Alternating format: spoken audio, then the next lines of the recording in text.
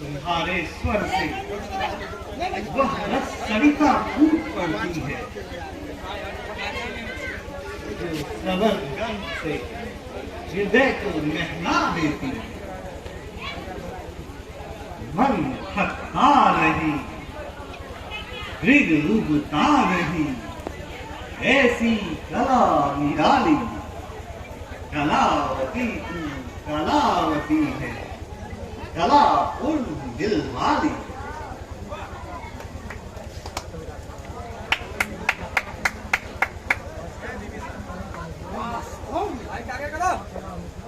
इसकी कला सम्मोहित करती है दिल को, इसकी कला ऊंची भौहें चाल कच्छ कूटों की समा। कविराज, आप तो इसकी प्रशंसा करते थकते नहीं, और मैं भी कहता हूं कि यह सचमुच प्रशंसनीय है। कला प्रदर्शन करना इसी को कहते हैं जो हृदय की वेदना को भुलाए। वह कला नहीं जो उपेक्षित हो। यह तो आपकी नजरों की पसंद है महाराज। कलाकार को अपनी प्रशंसा सुने और कृतज्ञता प्रकट करने का अवसर का, क्योंकि वो तो सदैव अपनी कला के नग रूप निखारने में व्यस्त रहते। मैं तुमसे अपेक्षा करता हूं कि तुम कला और संगीत और आगे बढ़ो। अब तुम्हारा समय पूरा हो, अब तुम जा सकती हो।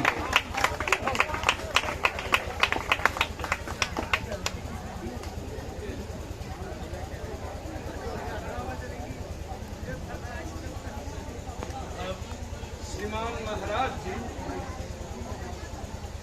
अपने मुख से कोई कविता सुनाए तो अच्छा हो।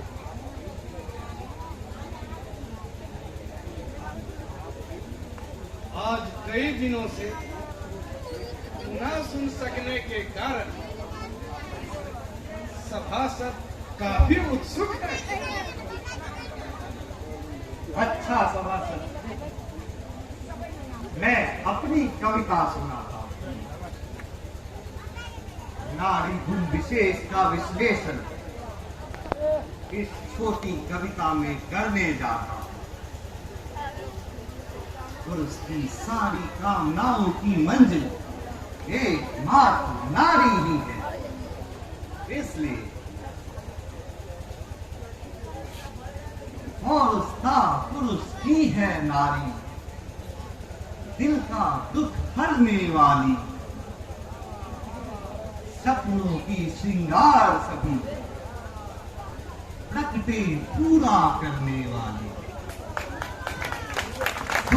सुख में संग सदा रहती, जैसे चंदा की चंदनिया,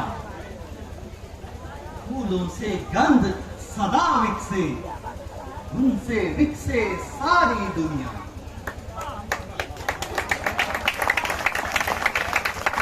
अब मैं कविराज जी से आग्रह करता हूं कि अपनी रचना को उद्भाषित करने का कष्ट करें। यह तो सत्य है महाराज कि नारी बिन नर अधूरा ही रहता है। उसके जीवन का सहारा और मन के प्यार का गंतव्य एकमात्र वही है।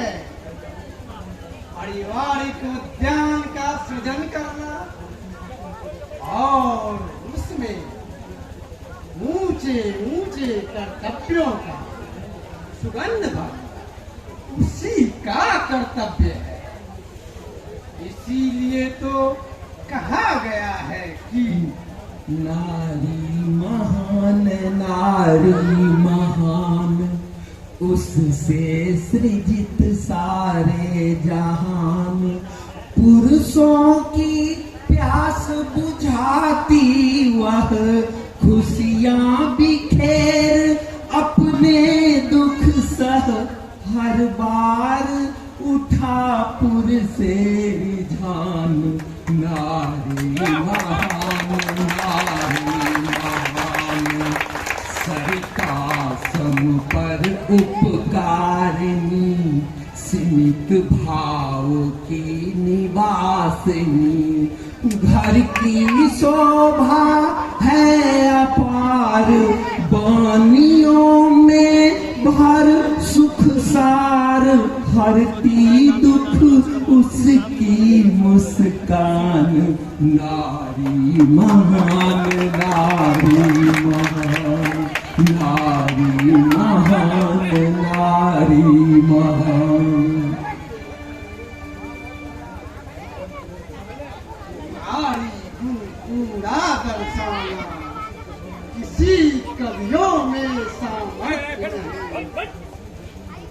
वह सहनशील जितने होती, सीमा दर से बिंदु में। कविराज, आपको कोटि धन्यवाद। वास्तव आप नारी महत्ता एवं उसके गुण को अति सूक्ष्मता से विश्लेषण कर देते। आपकी सूक्ष्मदर्शिता बेजोड़ और प्रशंसनीय है। अतः मुझे आपकी विद्वता पर गर्व है।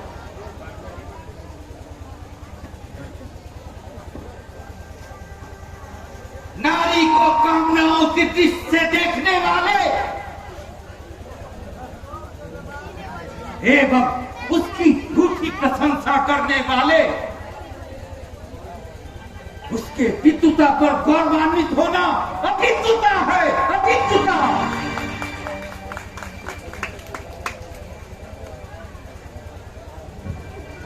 घबराओ नहीं, मुझसे कुछ अनिष्ट न होगा। मैं तुम लोगों को एक बात बताने आया हूं।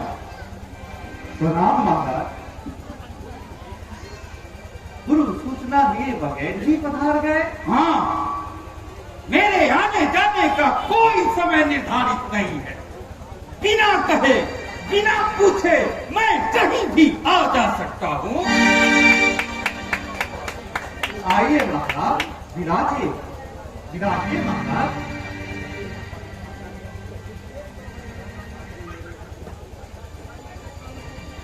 आपने मेरे यहाँ आने का कष्ट कैसे किया? परोपकार में कष्ट साधुओं को नहीं होता है, और परमार्थ मार्ग तो बिल्कुल विस्तृत होता है। इसमें अगर कदाचित क्लेश आ भी जाए तो वे सुखदायी ही होते हैं। अब आपका स्वागत कैसे करूं? मैं तुम्हारे पास एक बहुत बड़ा उद्देश्य लेकर आया हूं, लेकिन उसे बताने से पूर्व मैं तुमसे एक प्रश्न पूछना चाहता हूं। क्या तुम तैयार हो? यथा साध्य महाराज, आप जो कुछ भी पूछेंगे उसका मैं अपनी समझदारी से उत्तर देने का प्रयास करूंगा। तो बोलो, मानव जीवन का उद्देश्य क्या है? मानवता का संरक्षण देना।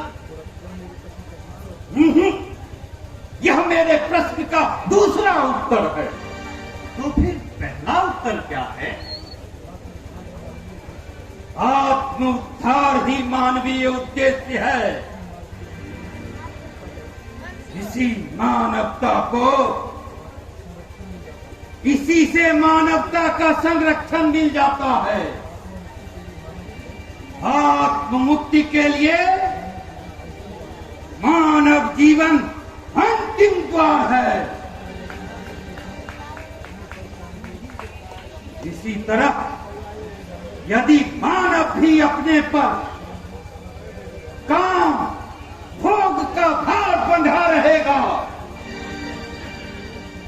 तो उसकी गणना उसी की श्रेणी में की जाएगी। सच पूछो तो मैं तुम्हें समझाने आया हूं और सुझाने आया हूं कि तुम अपने मार्ग से भटक गए हो। इसीलिए पुनः संभलो और अपने कर्तव्य का दामन पकड़ो। इससे तुम सांसारिक विडंबनाओं से मुक्त होकर अपनी जिंदगी जियो। इससे तुम्हें सांसारिक भावनाओं से मुक्त होने पर सच्ची आनंद भूति मिलेगी। यह सब कैसे होगा? कैसे? त्याग से, त्याग से। त्याग कैसा हो? भीतर और बाहर दोनों के भागों का। मतलब यह कि समस्त नेह नातों से मुक्त हो एवं स्वर्ग को छोड़कर गुरु के चरणों में अपनी रिक्तासन को पूरा करो, अपनी रिक्तासन को पूरा करो। आप अपनी पिंगला से भी अलग हो हैं? और क्या? मत निज आत्मदेह के साथ ही, क्योंकि वह सभी कार्य प्रमादों के होने पर ही सफल होता है। क्षमा करे गुरुदेव, यह कार्य मुझसे नहीं होगा। नारी संग नहीं होगी तो आत्म उच्चारण क्या होगा? फिर मन ढूंढेगा प्रिया, साधन मुझसे ना होगा। यह तुम्हारे वासना का लहर है। इसे आप जो भी समझें। इसी वासना के कारण तुम्हें अपना आता पता नहीं है। तुम कितनी बड़ी भूल कर रहे हो ये तुम जानते हो? हैं? ज्ञान चक्षु से अपने अतीत में देखो। क्या? सख्त जन्म खोया है तेरा इसी नारी के जालों में। भूल रहे तुम तत्व ज्ञान भी वासना के चालों में। आप छोड़ो ममता, मोड़ो मन को, रिक्ता सन पूरा कर लो। नहीं तो माया में ही डूब मरोगे, माया में ही डूब मरोगे। जाने घट पूरा भर लो, नेह सूत्र में बंधे हुए हो।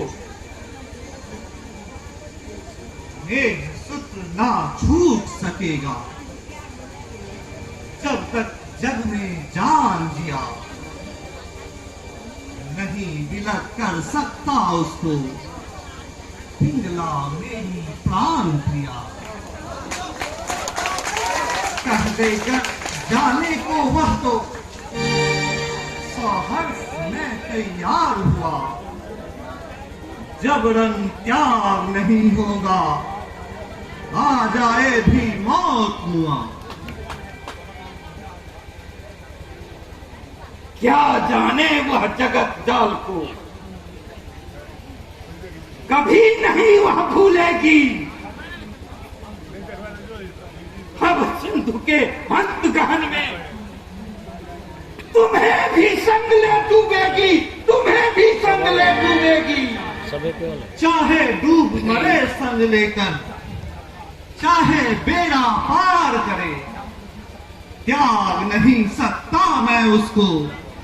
यह वाणी मम नहीं चले, मम नहीं चले।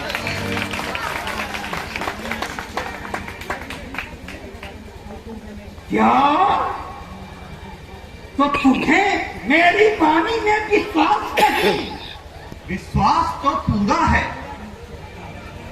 लेकिन उसे त्यागना असंभव ही है। तो सुन ले, याद रखो अपने ही दिल में वही तुम्हें तज डालेगी। यार दिखाती तुमसे जितना एक दिन उसे भुला देगी। यह कभी नहीं हो सकता। अच्छा तो मैं चलता हूं, पर अगर अवसर आए तो याद कर लेना, मुझे याद कर लेना।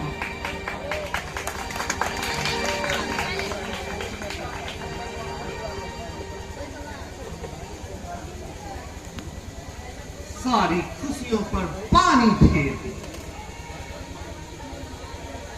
यहां आकर रंग में भंग डाल दे।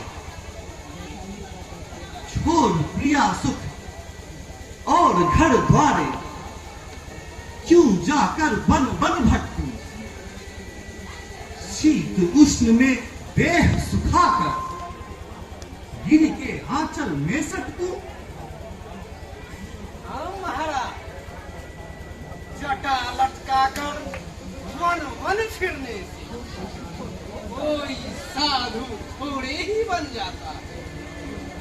दुनियावी शौक तृष्णा को छोड़ सभी जगह समान रूप से विद्यमान है।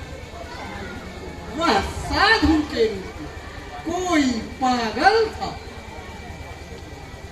हाँ, छोड़िए उन बातों। मेरा मन खराब हो गया। अब आज का दरबार यही समाप्त करता हूं, क्योंकि एकांत का मनोरंजन चाहता हूं। किसी सरोवर या पुष्प वाटिका